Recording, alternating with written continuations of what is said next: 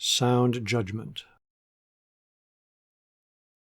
We are all inclined to judge of others as we find them. Our estimate of a character always depends much on the manner in which the character affects our own interests and passions. We find it difficult to think well of those by whom we are thwarted or depressed, and we are ready to admit every excuse for the vices of those who are useful or agreeable to us. Macaulay. To judge is to see clearly, to care for what is just, and therefore to be impartial. More exactly, to be disinterested.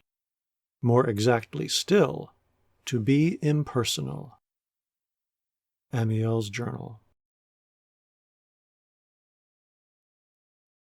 Of all human faculties, there is none which more enriches our lives than a sound moral judgment. Genius is rarer and more wonderful, but this surpasses even genius in the fact that it is not only in itself a virtue, but the fruitful mother of virtues.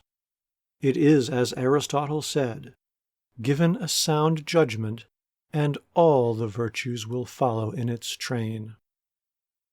If the moral judgment is to be sound, it must presuppose character, faculty to deliberate, and enlightenment. The Making of Character, Professor McGunn.